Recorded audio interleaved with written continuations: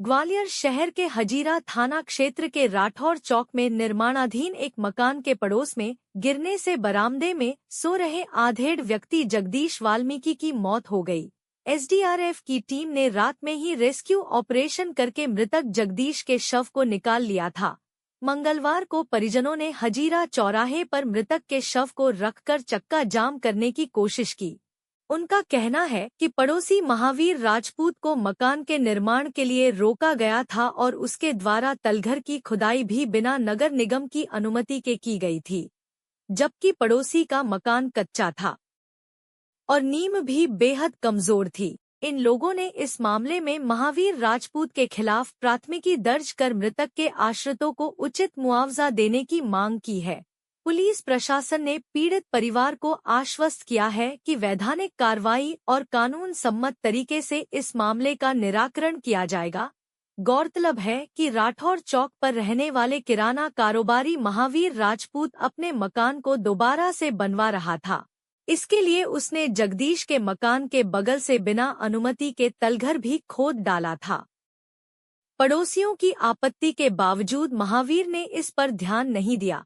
फलस्वरूप आधी रात को यह घटना घटित हो गई। एसडीआरएफ और फायर ब्रिगेड के अमले ने रात में ही रेस्क्यू ऑपरेशन करके निर्माणाधीन मकान के मलबे को हटाया और बुरी तरह से जख्मी अधेड़ जगदीश वाल्मीकि को अस्पताल भर्ती कराया था, लेकिन कुछ देर बाद ही उसकी मौत हो गई। मंगलवार दोपहर को मृतक जगदीश के शव को परिजनों ने हजीरा चौराहे पर रख दिया। यहां कांग्रेस नेता सुनील शर्मा भी आ गए। उन्होंने भी मृतक परिवार को सांत्वना देते हुए प्रशासन से इस मामले में उचित कार्रवाई की मांग की है। मृतक जगदीश वाल्मीकि नगर निगम में सफाई कर्मी थे।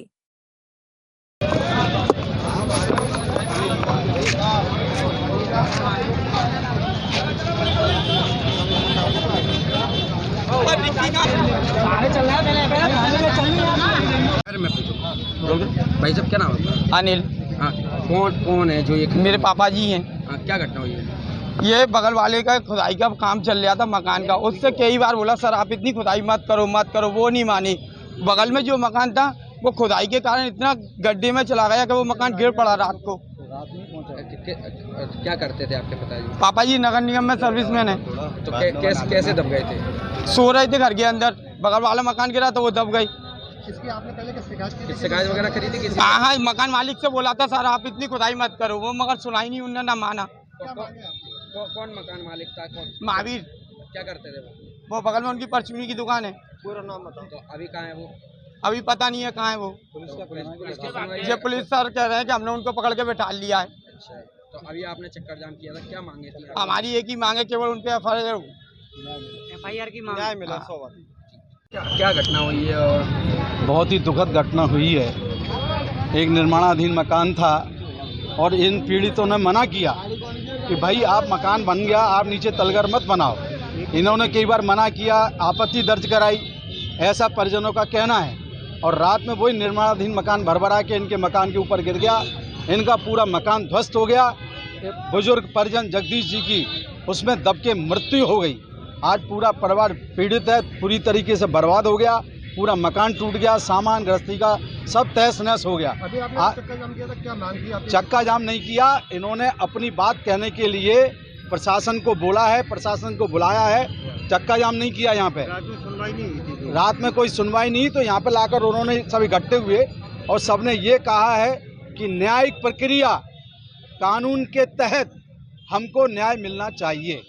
शासन प्रशासन ने मुझे आश्वासन दिया है, इन पूरे परिजनों को आश्वासन दिया है कि हम जो भी धाराएं होंगी नियमानुसार उन धारा के तहत इनको न्याय दिलाएंगे। भाई साहब, शहर में कई तरह के ऐसे खुदाई चालू है, जो बेसमेंट चल रहे हैं बकायदा, जबकि हाईकोर्ट ने आदेश भी दिए थे। वही मैं कह रहा हूँ कि अगर कोर्ट भी कह रहा है, सब कह रहे हैं, और उसके बाद भी ऐसी लापरवाही होना और दुर्घटना घटना, ये शासन प्रशासन के ऊपर बहुत बड़ा प्रश्न चिन्ह है।